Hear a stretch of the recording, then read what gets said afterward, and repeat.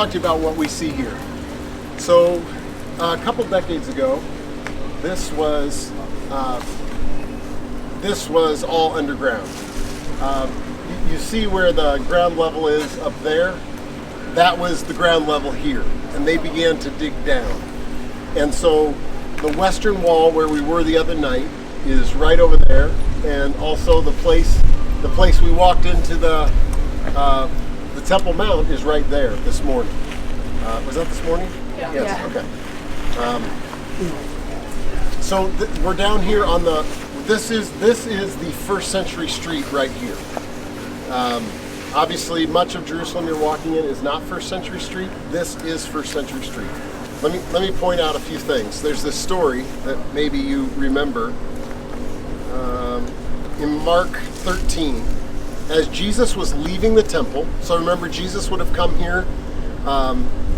He would have come here 3 times a year because Old Testament law required it. Deuteronomy 16:16. He's here 3 times a year, and then maybe were there other times? We don't know. Perhaps. There's very few stories in the Gospels of Jesus coming here that it doesn't have to do with at his time of his birth he came to the temple, when he was 12 he came to the temple, and then during his 3 years of adulthood. But probably he was a good Jew, he was faithful to the law, he fulfilled the law, so he would have been here 3 times a year. He also was here at the temple every day going into the last week of his life. It says every day he came to the temple. And then he'd go back to Bethany, or he'd stay at the Mount of Olives in the place, a cave at the olive press, wherever that was. And one of those stories, Mark 13 says this: as Jesus was leaving the temple, one of his disciples said to him, "Look, teacher, what massive stones, what magnificent buildings." "Do you see all these great buildings?" replied Jesus. "Not one stone here will be left on another. Every one will be thrown down."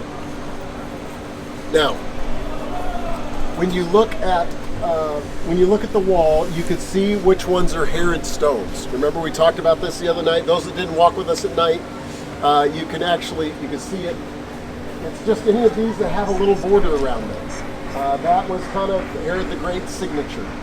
Greg, what would we call that? A border? What would we call that? Exactly, not a border. See, I know a lot about stones. Let me know if you have any questions. Border band. Yeah. What'd you call it? A border band. A border what? Band. Band. B-A-N. Band. Bend. Band. Okay, you fired me already. I thought I knew what I was doing. Okay, a border band all around. So those are all of Herod's stones, and you can see it's all of them down in this first. So again, this is first century. By the time we got up there, if you remember the other night, a lot of them were, but some of them weren't.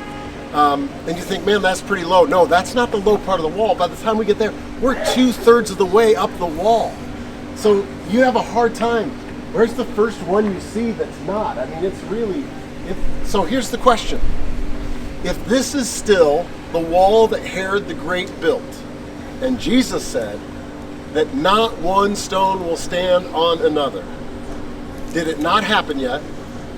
Was Jesus wrong, or is there another option? What suggestions do you got? What's your other option? And do you have another option? I'm going to agree with you. It's another option. Jesus wasn't wrong, and I think this was fulfilled, but why is that still intact? It's rebuilt? Not because it's rebuilt. Nope. What's that? Yes, this is just the platform. Jesus, remember the disciple was saying these buildings are magnificent. He's talking about the buildings, the temple up on top. He's not talking about the structure Herod the Great built that is the platform. So that staying in place for 2,000 years does not disregard or say that Jesus' prophecy was false. Jesus' prophecy was about the buildings. And he said, what did he say? Every one of these stones would be, remember the next phrase? Thrown down. And these guys are sitting on the fulfillment of Jesus' prophecy. That feels a little sacrilegious. No, I'm just kidding. Don't move.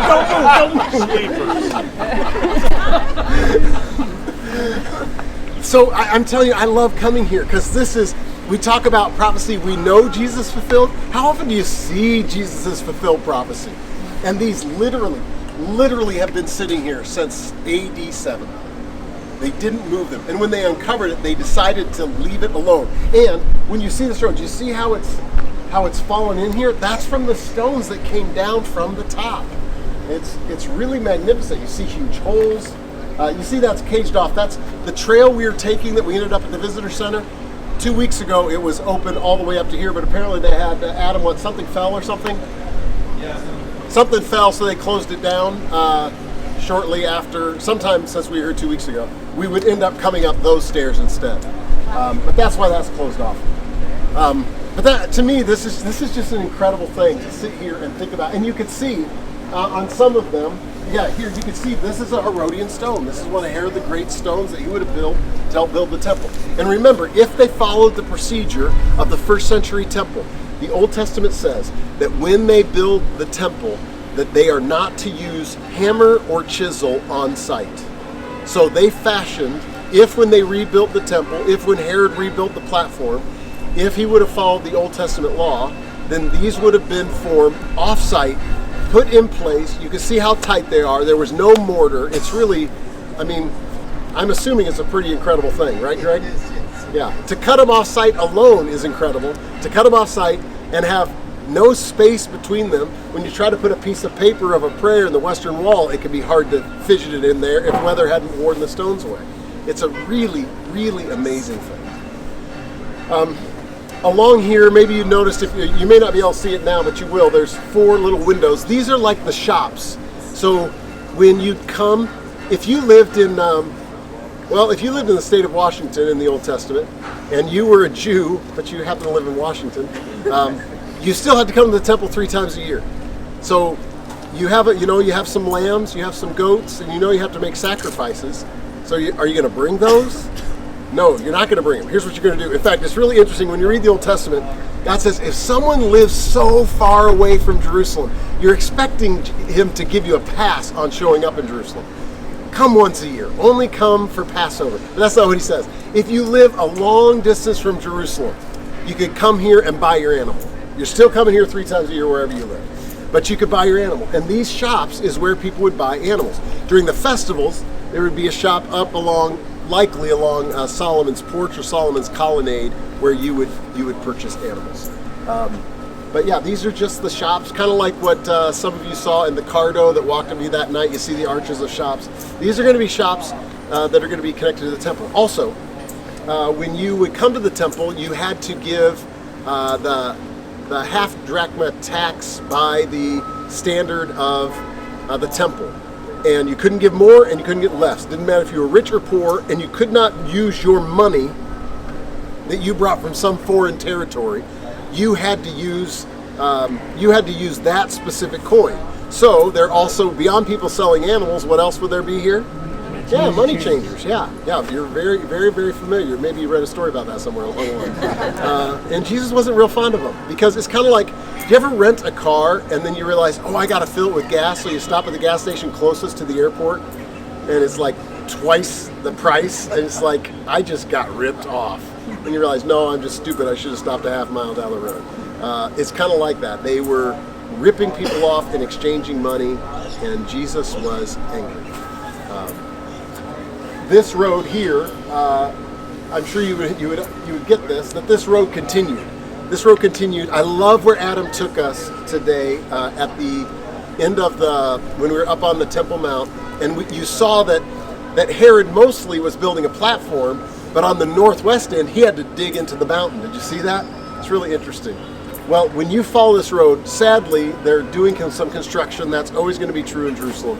You can actually see the place that they stopped building this road, and they think it would have been during the time of some unrest and difficulty, and they just gave it up. But they didn't quite get this first century road all the way finished, even to the corner of the temple.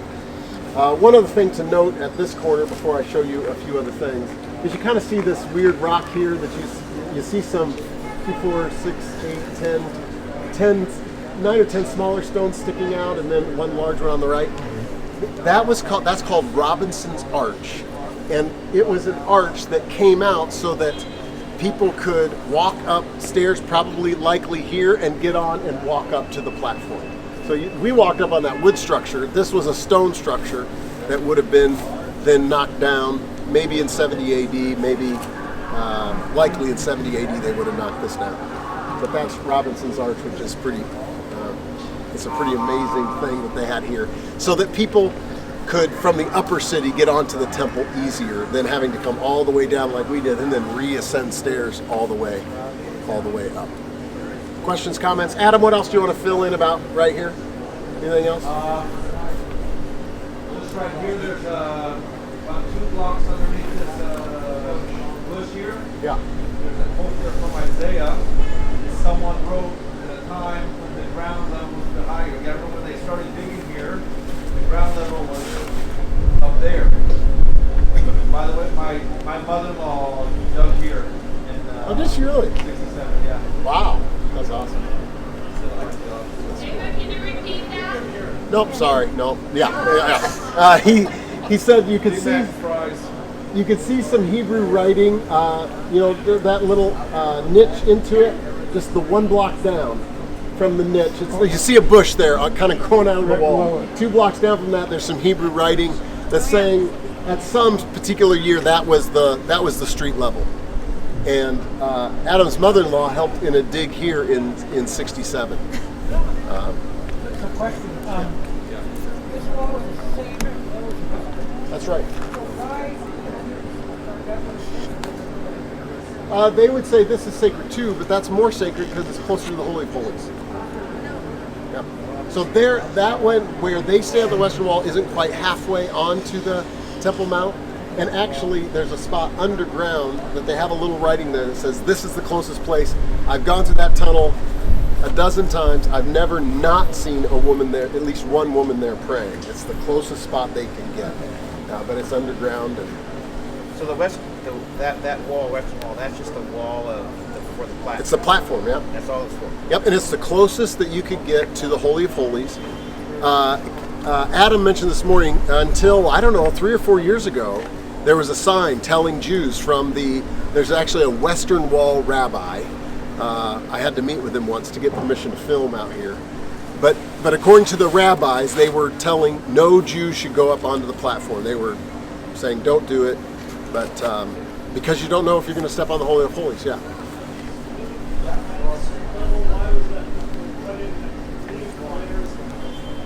Yeah, do you know what those are for, Adam? I think at some point they were using them as kind of an aqueduct system. Okay, maybe an aqueduct system. Did you? By the way, I don't know if I didn't have a whisper in my ear this morning when Adam was talking. Did you see the Jewish people that came up on the Temple Mount? They were being followed. They were being led by a policeman, followed by a policeman. There were two reasons for that. One is their protection, but also making sure they're not zealots that are going to come. The Israel police's job there is to have peace.